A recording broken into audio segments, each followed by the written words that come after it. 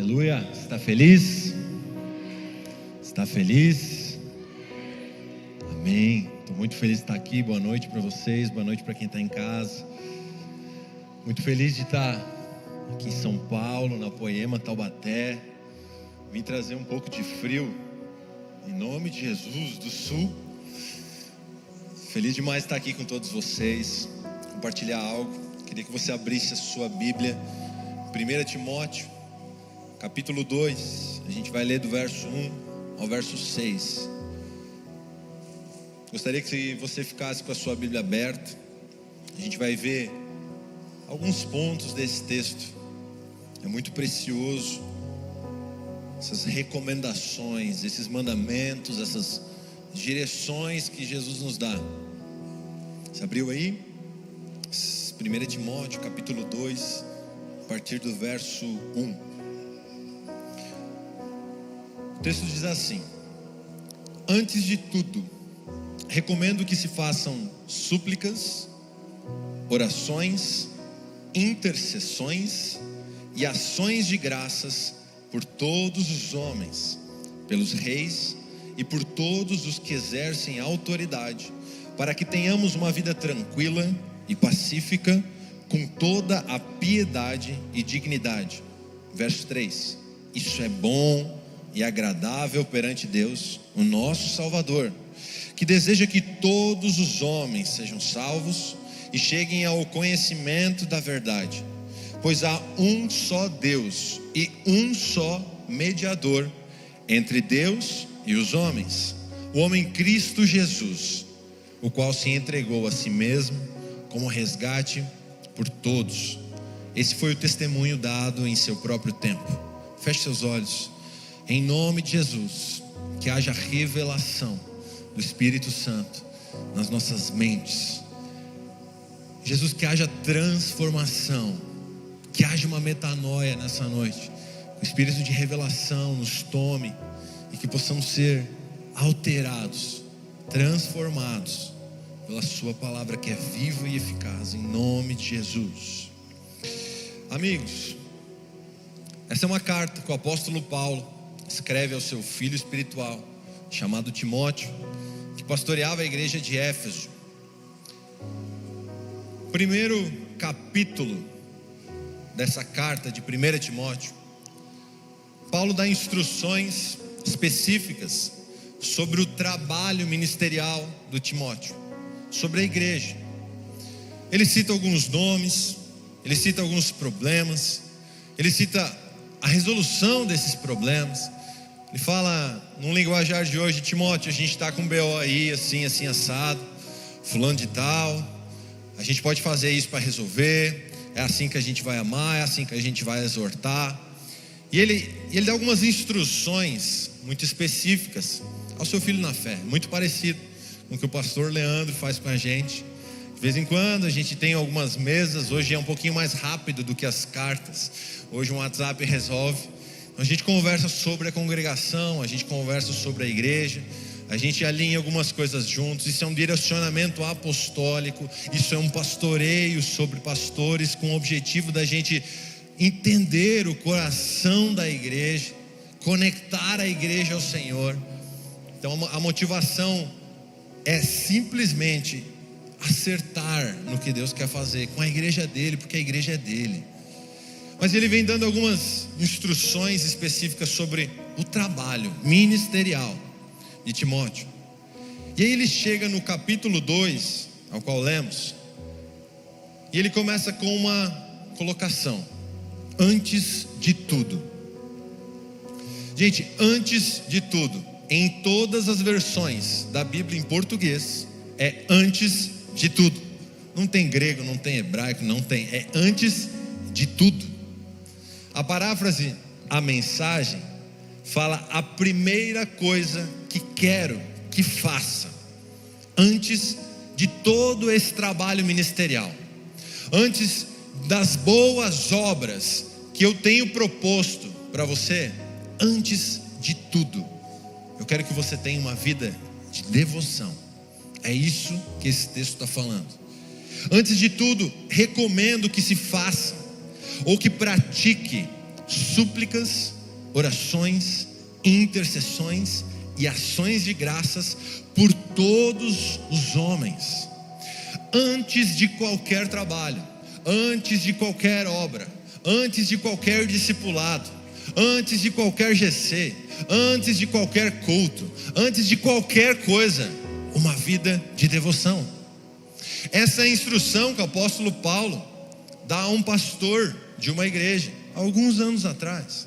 Então aqui a gente tem uma clara, muito clara e bem definida prioridade da nossa vida. Antes de tudo, pratique súplicas, orações, intercessões e ações de graça por todos os homens. Agora é interessante que o contexto desse texto está falando de uma aplicação à igreja local. Ele não está falando especificamente a vida pessoal apenas de Timóteo, mas ele está falando a igreja local que Timóteo pastoreava.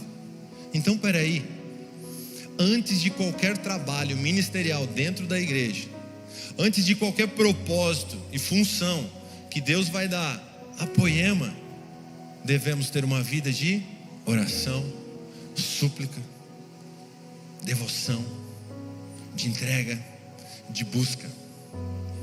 Antes de qualquer coisa como ministério, nós precisamos consultar ao Senhor, estar perto do Senhor, falar com o Senhor, antes de qualquer coisa. Será que a gente está levando isso tão a sério? As disciplinas espirituais, a igreja está 2000 anos falando de orar, de ler a Bíblia, de jejuar, mas será que a gente realmente está fazendo isso antes de todas as coisas? A nossa pressa, a nossa ansiedade de trabalhar para Jesus, muitas vezes tem atropelado o antes de tudo. Mas Jesus quer nos trazer de volta para o antes. Ele quer nos trazer para esse relacionamento tão pessoal, tão íntimo, e não só pessoal, mas numa ótica ministerial. Nós como igreja precisamos antes estar na face de Jesus. Mas entenda que esse texto está falando uma ótica evangelística. Isso aponta para fora. Entenda que uma vida de devoção, pratique orações, pratique súplicas em prol dos homens. O texto está falando em favor dos homens, em favor dos reis, em favor das autoridades, em favor de todos os homens. Cara, a gente começa a ampliar um pouquinho o conceito de uma vida devocional meio egoísta, mas sobe a régua para os nossos olhos olharem para frente. Uma vida devocional por todos os homens é uma ótica evangelística. Agora tudo começa no pessoal. Agora tudo começa na minha intimidade. Assim como Jesus falou em Marcos capítulo 12, verso 30: ame o Senhor o seu Deus de todo o seu coração, de toda a sua alma, de todo o seu entendimento e de todas as suas forças. O segundo é este: ame o seu próximo como a si mesmo, e não existe mandamento maior do que estes. Essas são palavras de Jesus que coincidem com o conselho do apóstolo Paulo a Timóteo. Antes de tudo, viva uma vida devocional. Jesus resume todos os profetas e as leis em dois grandes mandamentos: antes de tudo, ame o Senhor. E é interessante que ele vai falar especificamente amar o Senhor com todo o coração. O coração está falando do centro da vida física e espiritual. Amar de toda a alma está falando do fôlego de vida. Alma é um lugar de sentimentos. Alma é um lugar de aflições e afeições. A alma é esse lugar. Gente, é muito chato não amar o Senhor de alma, simplesmente cumprir um protocolo espiritual. É muito chato. Mas se a gente envolver as nossas afeições e as nossas aflições no relacionamento com Jesus, vai ficar intenso. Quem já sentiu raiva de Deus? Todo o resto pode ir no GC dos querubins e serafins que a gente está inaugurando essa semana. Você é perfeito. Tô brincando. Quem já ficou chateado com Deus? Quem já ouviu uma instrução de Deus e falou: Deus, você está de sacanagem comigo, né? É sério? Aí Deus fala de novo e ele fala: sério. É sério mesmo, Deus? Não. Perdoar aquilo? Não. Gente, é amar o Senhor com a sinceridade do nosso coração. Você sabia que muitas vezes a nossa oração mais sincera pode ser essa: Deus, o Senhor está de sacanagem comigo. Desde que nós colocamos uma vírgula e continuemos a oração: contudo, se for da sua vontade, eu vou beber esse cálice. A gente abaixa a orelha. Isso é amar o Senhor com toda a alma. É levar cativa a nossa alma, cativa os nossos sentimentos. Agora há pouco o Diogo me perguntou: cara, tá confortável mudar de Timbó para Blumenau? A gente acabou de se mudar, eu, minha esposa e meu filhinho, para Blumenau. Nós temos uma palavra sobre aquela cidade. Daqui a pouco vai ter uma poema lá.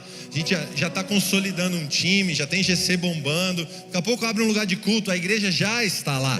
E ele me perguntou: é confortável? Eu falei: claro que não é confortável, eu não queria. Agora, o meu conforto, cara, não é uma opção, é uma entrega. Isso é amar o Senhor de toda a alma. Isso é entregar uma profunda devoção ao Senhor, de verdade. Não tem escolha. Você feliz no propósito que Deus está escolhendo, cara. Então envolva sua alma no amor ao Senhor. Amar de todo entendimento. Está falando do centro das habilidades intelectuais. Está falando dos nossos pensamentos. Quantos pensamentos você tem por dia? Vamos mudar um pouquinho esses pensamentos e colocar o amor ao Senhor dentro disso. Vamos parar de pensar em um monte de coisa. Inclusive vamos parar de pensar em tantas soluções para o ministério ou para as obras, e vamos colocar a devoção nesse lugar. Vamos colocar o nosso amor nos nossos pensamentos. É isso que a Bíblia está falando. E depois ela ainda fala com toda a nossa força. Força aponta para um lugar de vigor do corpo físico. Gente, quantos não buscam ao Senhor apenas por preguiça? Não cutuca quem está do seu lado, porque dá para ver daqui. Só preguiça do corpo. Dormir um pouquinho mais. Não vou acordar mais cedo. É só preguiça. Tá tudo certo, mas cara, está sendo dominado por uma vontade do corpo.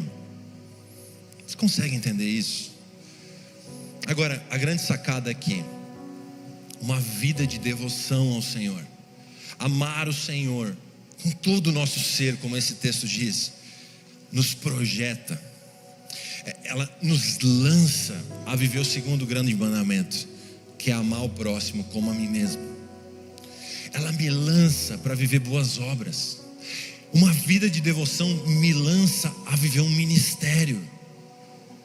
Gente, quantos têm filhos pequenos aqui? Levanta a mão. Provavelmente você já tenha feito letras pontilhadas, escrevendo o nome dele, não fez? Aí ele pegou uma canetinha, uma caneta, um lápis. Depois de riscar a parede, ele pegou a folha que você tracejou e começou a contornar aquelas letras e aquelas palavras. Você está ensinando a criança a escrever.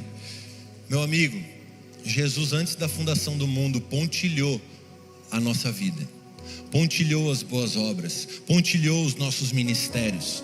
Ele só quer que a gente leia, veja o pontilhado, pegue a nossa caneta e comece a desenhar as linhas, escrever as linhas que Ele tem proposto. Sabe onde é que a gente consegue ver o pontilhado? Numa vida de devoção, na oração, na busca, na entrega, no face a face. E é interessante que a gente começa a ver o pontilhado, a proposta que Deus tem para a nossa vida, e a gente então começa a escrever sobre aquele pontilhado, e daqui a pouco está escrevendo e a linha está ficando legal, a frase está ficando bonita, e você encontra um ponto.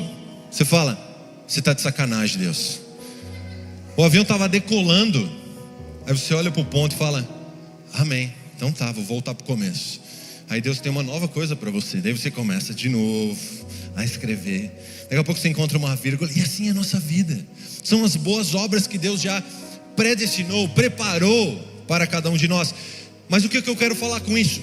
A vida de devoção faz você descobrir quais são, e então elas te projetam a amar o próximo como a si mesmo. Por que eu estou falando de amar o próximo como a si mesmo, conectando com boas obras, com ministério? Porque o objetivo final de qualquer boa obra e de qualquer ministério são pessoas. A gente não faz igreja para ser tudo bonitinho, a gente faz igreja por causa de pessoas. Elas são alvos da graça de Jesus, assim como um dia nós fomos também. Essas duas coisas, gente, estão fundidas. Amar o Senhor com todas as nossas forças e amar o próximo como nós nos amamos. Verso 3 do texto que nós lemos diz que isso é bom, isso é agradável perante Deus, o nosso Salvador. Quer agradar a Deus? Tenha uma vida de devoção. Quer que Deus se agrade com a sua vida, se alegre com a sua vida? Tenha uma vida de devoção, de orações, súplicas, busca, entrega. Mas muitas vezes a gente busca agradar a Deus somente com obras. Esse é um problema, porque Deus se agrada de um estilo de vida de adoração. Vamos levantar os nossos olhos e ter uma vida de devoção em prol do próximo. Faz esse acordo com você mesmo. Uma vida de devoção olhando para o outro. Porque se Deus nos der um ministério ou nos der uma obra para fazer, é em prol do outro. A compaixão precisa estar nesse processo, sabe? E aí a gente vai ver onde a gente de fato está gastando a nossa vida e se a gente está agradando a Deus ou não. Verso 4: que deseja que todos os homens sejam salvos e cheguem ao conhecimento da verdade. Gente, separo esse verso em duas partes. O desejo do coração de Deus é que todos os homens sejam salvos. Salvação é o primeiro nível, é a porta de entrada, é o primeiro estágio. Mas o complemento disso é: cheguem ao conhecimento da verdade. Algumas versões vão falar o pleno conhecimento da verdade. Meu amigo, é possível ser salvo, estar salvo e não chegar ao pleno conhecimento da verdade. Você sabia? É possível viver uma vida salvo e está tudo bem. E de maneira alguma eu estou menosprezando a salvação. Não, ela é dádiva de Deus, ela é um presente de Deus. Deus nos livrou de uma condenação eterna, Deus nos salvou, Deus nos redimiu, Deus nos santificou. Isso é muito precioso. A salvação é um presente eterno que Jesus nos deu. Agora é o primeiro estágio, porque a Bíblia fala de um entendimento, de chegar a algum lugar, de um conhecimento da plena verdade. Vai além da salvação, fala de uma construção. Amigos, nós somos alvos do amor de Deus. A graça de Deus um dia nos alcançou. Nós fomos resgatados de uma vida inútil, vazia de pecado, convertidos, transformados, transplantados a outro lugar. Habitávamos no império das trevas, agora habitamos no reino do Filho de Deus. Somos regenerados, santificados, chegamos pecadores e daqui a pouco fagulhas da santidade de Deus são derramadas sobre todos nós. Então começamos a nos transformar em santos por um ato de salvação da parte de Deus. Graça sobre graça, não merecemos absolutamente nada, mas Deus nos colocou num lugar mais alto, um lugar de salvação. Antes éramos inimigos, debaixo da ira de Deus. Hoje somos amigos de Deus, somos parte da família de Deus. Isso é um lugar muito alto. Nós precisamos entender isso. Todo o preço está pago, mas não esqueça, nós fomos resgatados para resgatar. Isso não pode parar no nosso umbigo. Nós fomos resgatados para dar continuidade ao Evangelho. Um senso de continuidade precisa nos tomar.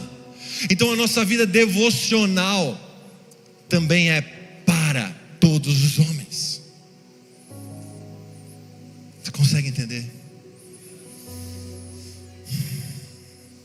É nessa hora que a esposa fala: eu vou orar, porque senão eu te mato, marido. Você já ouviu essa em casa? Se você é casado com uma mulher braba, eu nunca ouvi, mas se você é casado com uma mulher braba, você sabe o que eu estou falando. Gente, nós estamos aqui para cumprir um ministério, dos 5 ministérios, ou para cumprir boas obras, ou as duas coisas, mas todas elas têm um objetivo final: resgatar o perdido, promover religião entre a criatura e o seu Criador. Todas as nossas obras precisam conectar alguém que está perdido com alguém que vai achá-lo. Todas as nossas boas obras e ministérios precisam encontrar um órfão e apresentar o seu pai.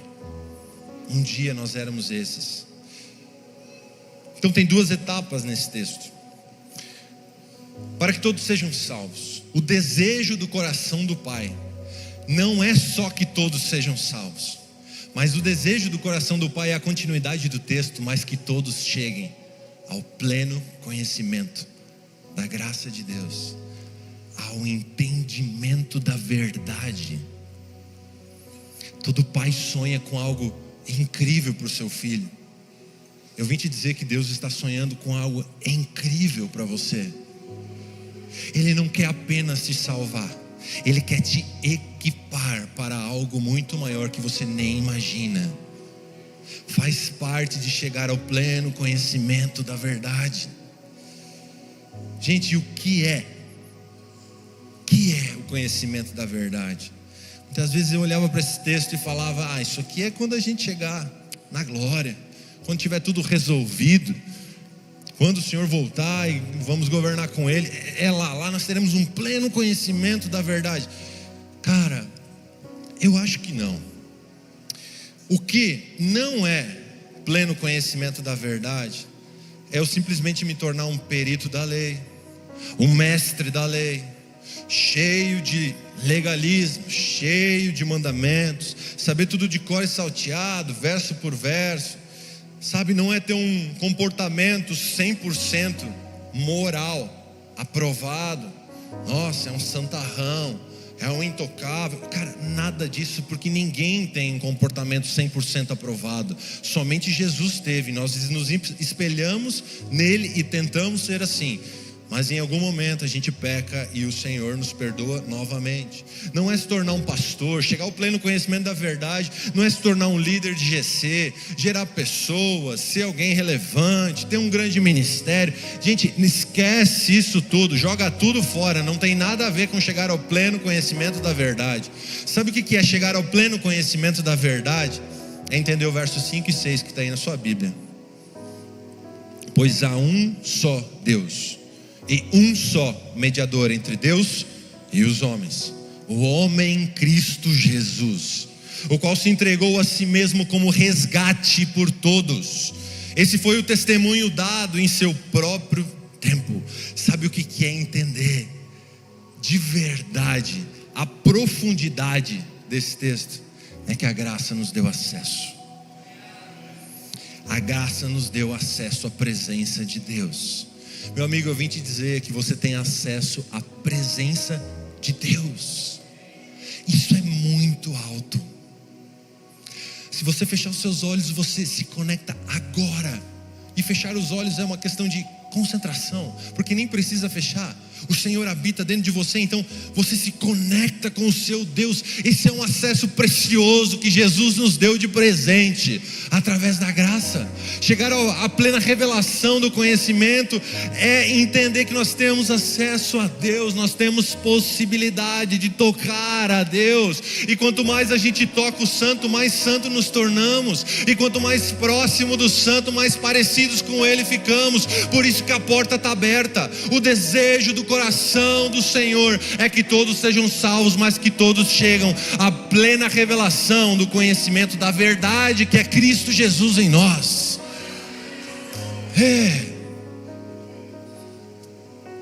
Eu vim te dizer que nós temos paz com Deus. Deus não está de mal com ninguém que está aqui. Nós temos paz com Deus. Aprove Deus promover paz entre Ele e a sua criação, cara. Romanos 5:1 fala assim: tendo sido, pois, Presta atenção, justificados pela fé. Nós fomos justificados, um crédito de justiça foi nos dado da parte de Jesus. Temos paz com Deus, por nosso Senhor Jesus Cristo, por meio de quem obtivemos acesso, presta atenção, pela fé, e esta graça na qual agora estamos firmes, e nos gloriamos na esperança da glória de Deus. Deus promoveu paz entre Ele e a sua criatura. É entender que nós não somos inimigos de Deus. É entender que nós somos parte da família de Deus. Você pode não ter tido uma boa referência de pai ou de família, mas você tem a melhor família que pode existir, a família de Deus. Você tem o melhor pai. A visão da paternidade de Deus não pode ser deturpada. Deus é um pai bom. Jesus é bom, não é isso? Jesus é bom. Deus é um pai bondoso. Deus é um pai que corrige o seu filho porque Ele ama. Romanos 5:9. Como agora fomos justificados pelo seu sangue, muito mais ainda por meio dele seremos salvos da ira de Deus. Deus não está irado com você. Se quando éramos inimigos de Deus, fomos reconciliados com Ele mediante a morte do seu Filho, quanto mais agora, tendo sido reconciliados, seremos salvos por sua vida. Não apenas isso, mas também nos gloriamos em Deus, por meio de nosso Senhor Jesus Cristo, mediante quem recebemos agora a reconciliação. Meu amigo, chegar ao pleno conhecimento da verdade, entender que nós somos livres.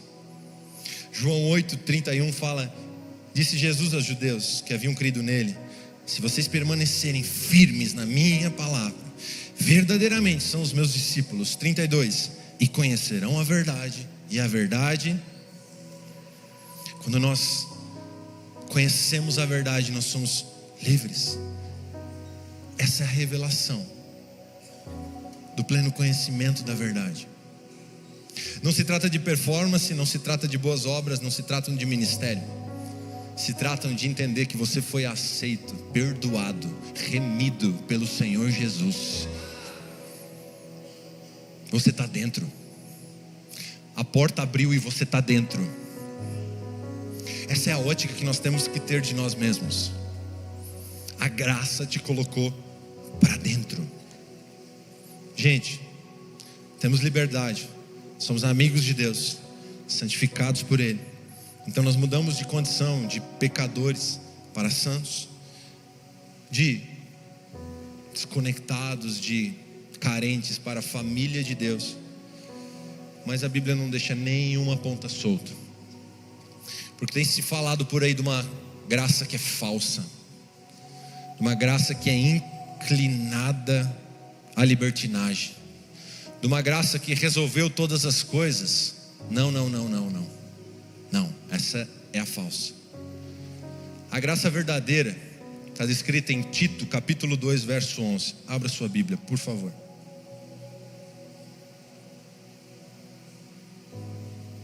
Tito capítulo 2 verso 11. O texto diz assim: porque a graça de Deus se manifestou, trazendo salvação a todos. Aleluia. Agora olha o verso 12. Se você priorizar algo nessa noite, prioriza esse verso. Verso 12. Ela nos educa para quê? Eu vou repetir. Ela nos educa para quê? Renegadas a impiedade e as paixões mundanas, vivamos nesse mundo de forma sensata, justa e piedosa, aguardando a bendita esperança e a manifestação da glória do nosso grande Deus e Salvador Jesus Cristo. Verso 14: Ele deu a si mesmo por nós, a fim de nos remir de toda iniquidade e purificar para si mesmo um povo exclusivamente seu, dedicado à prática de boas obras. Ensine essas coisas. Até o 15. Mais uma vez, o apóstolo Paulo escrevendo uma carta a um filho espiritual chamado Tito, e dessa vez ele está falando: Tito, ensine essas coisas, ensine que a graça de Deus se manifestou e ela salvou a todos, mas ensine que a graça educa. Essa é a verdadeira graça. A graça não é tendenciosa a nenhum pecado e nenhuma libertinagem. A graça do Senhor Jesus nos educa para quê? Tem um objetivo. A palavra educa, ela pode ser traduzida por treinar crianças, ser instruído ou ensinado, levar alguém a aprender. O texto está falando que o Senhor nos educa através da graça. Pais, quantas vezes vocês falaram para os seus filhos não colocar o dedinho dentro da tomada? 400.000 vezes. Ele ainda, quando você vira para o lado, ele botou não só o dedinho, mas ele conectou alguma coisa na tomada. Não conectou? Você fala: pelo amor de Deus, filho, você vai morrer grudado na tomada. Cara, eu acho que é mais ou menos assim. A graça nos educando.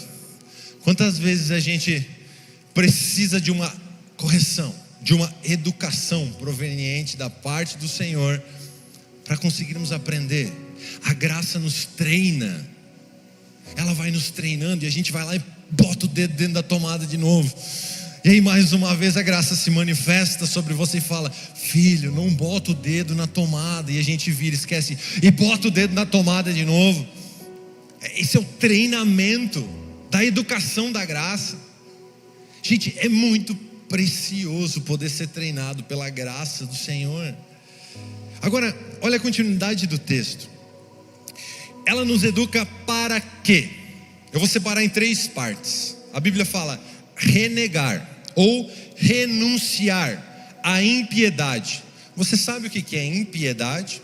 Impiedade é a falta de reverência a Deus. A graça nos educa a deixarmos a irreverência. A graça nos educa a abandonarmos a descrença. Até nisso nós precisamos da graça de Deus. Na verdade, a graça nos ensina a respeitar a Deus, reverenciar a Deus. O texto continua: a graça nos educa a renegar ou renunciar às paixões mundanas. Gente, quantas pessoas ainda estão tão presas às paixões mundanas? Quantos relatos nós, pastores, líderes de EC, escutamos?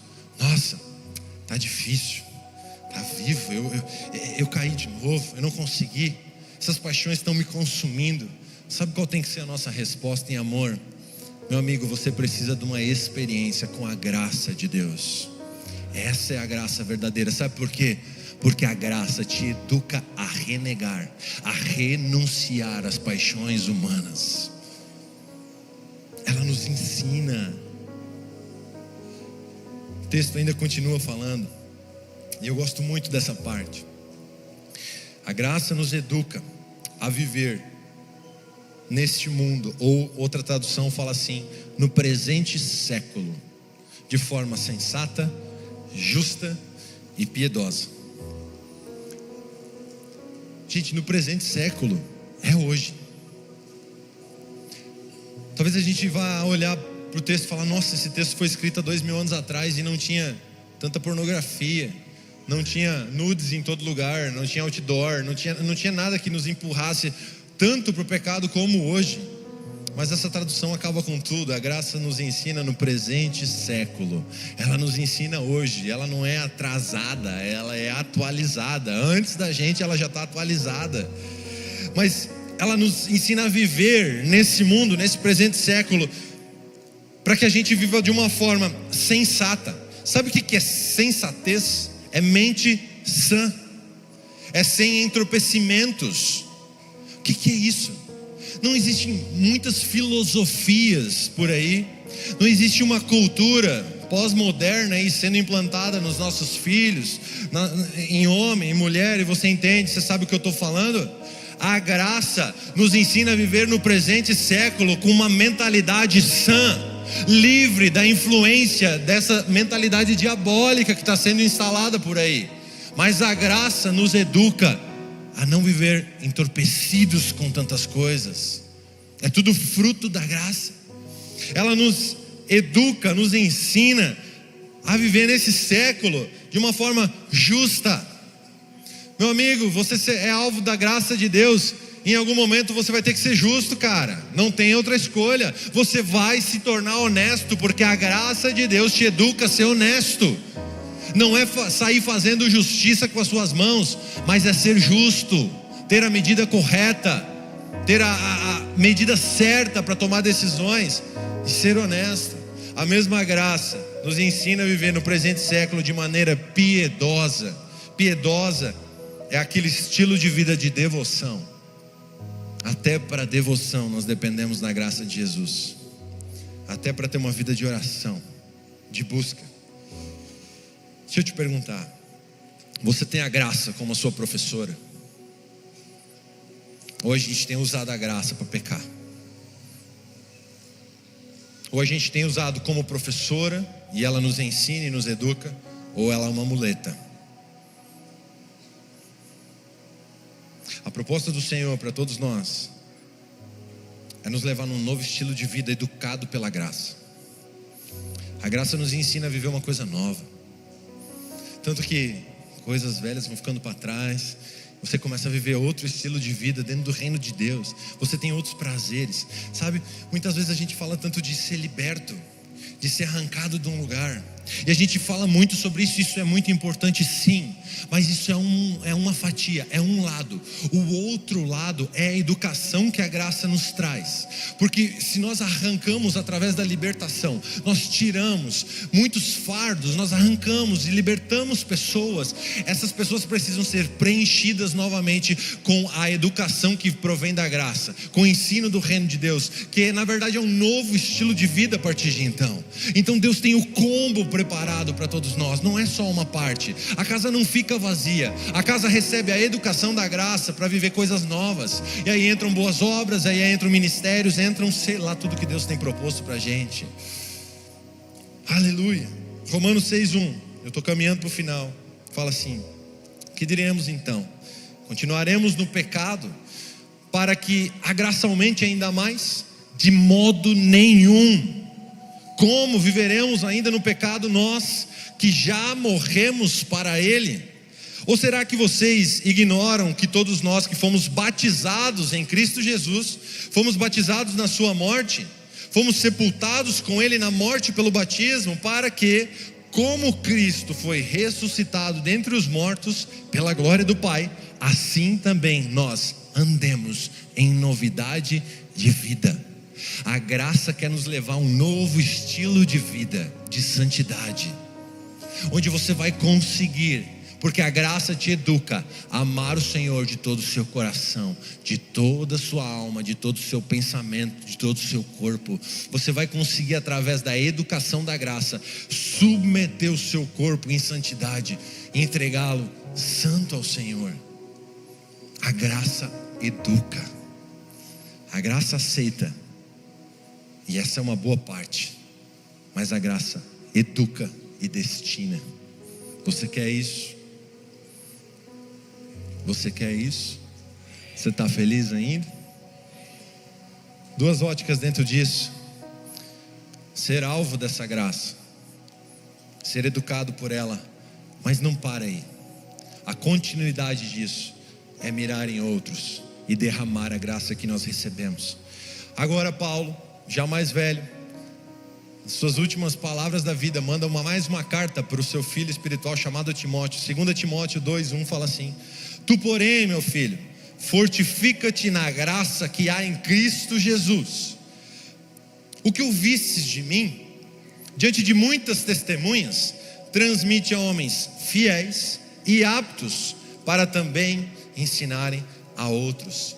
Meus amigos, no final da vida de Paulo, ele vai falar o recado mais importante a Timóteo, agora não mais se preocupando tanto com a gestão da igreja, do ministério, mas ele fala especificamente para a vida de Timóteo. Ele fala: Timóteo, se tem uma coisa que você precisa se preocupar, fortifica-te na graça.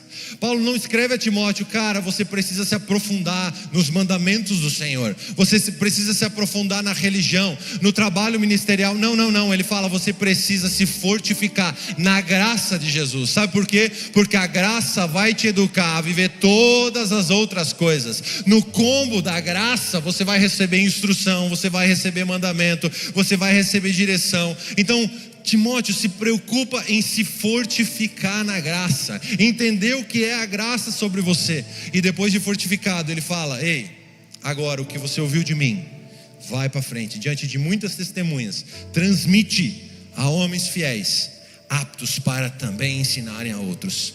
Você consegue perceber que eu estou falando de uma vida profunda de amor e devoção ao Senhor, mas tudo isso está apontando para os outros.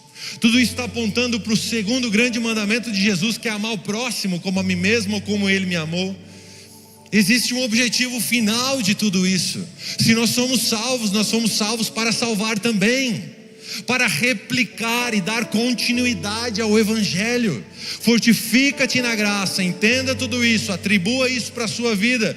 Mas a partir de então, o que você ouviu de mim, transmite a homens fiéis, que também irão transmitir a outros homens. E assim o Evangelho vai continuar a crescer.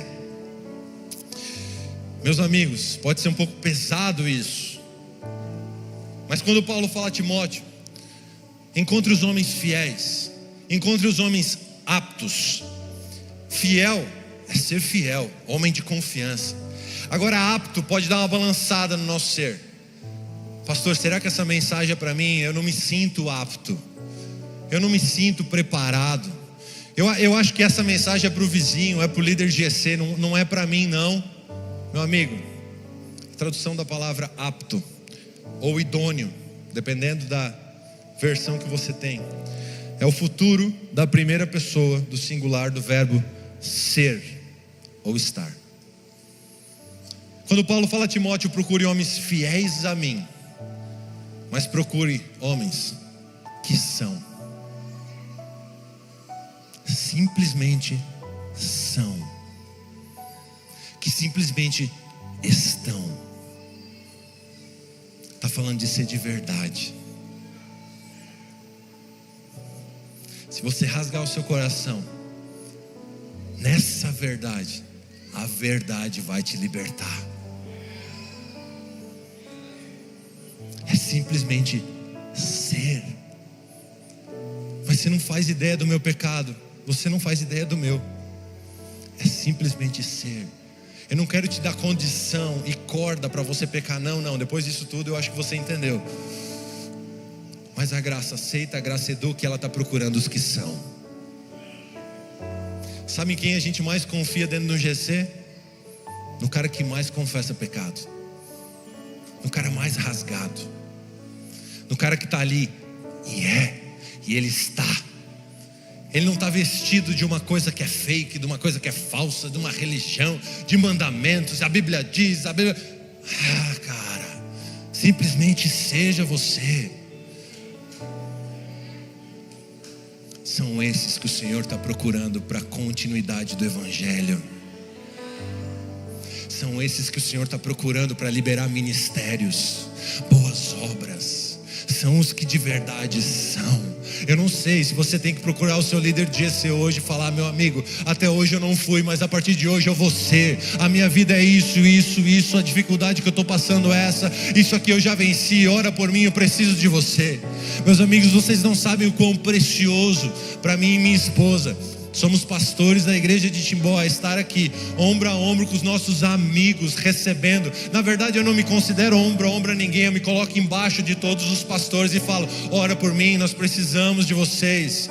Nós dependemos de uma conexão, nós dependemos do presbitério, nós dependemos de outros homens aptos, que realmente são, que não estão pintando o que não são, mas dentro de casa são. Nós precisamos. Jesus está procurando os verdadeiros.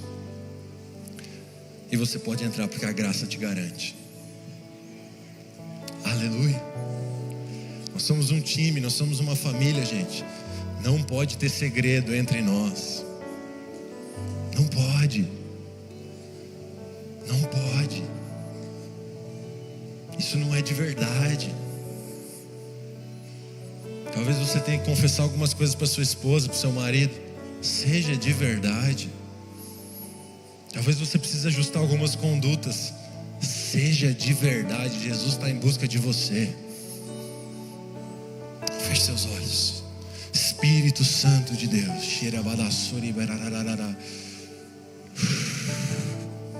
esteja invadindo, Deus, as nossas casas com a verdade. Espírito Santo de Deus, esteja invadindo o nosso ser com a verdade. Se tem alguém se sentindo acusado, em nome de Jesus, que a acusação saia. A graça já te alcançou, você já está dentro, você já é família de Deus, você já tem um bom pai.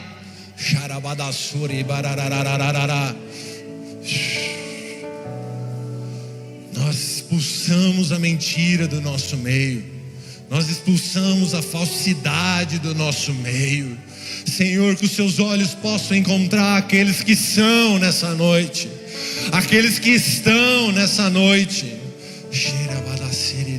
Que a sua verdade invada as nossas casas, em nome de Jesus. Que possamos entender que o Senhor pagou um alto preço e não devemos mais nada, que a nossa maior confissão e o nosso maior pecado já foi resolvido por Cristo Jesus numa cruz, que independente do tamanho do pecado, ele já foi perdoado, o acesso já foi dado. Mas em nome de Jesus, nos educa num novo estilo de vida, numa nova maneira de viver, justa, sensata, com a mente livre, sã, liberta de ideologias, de filosofias destrutivas, diabólicas.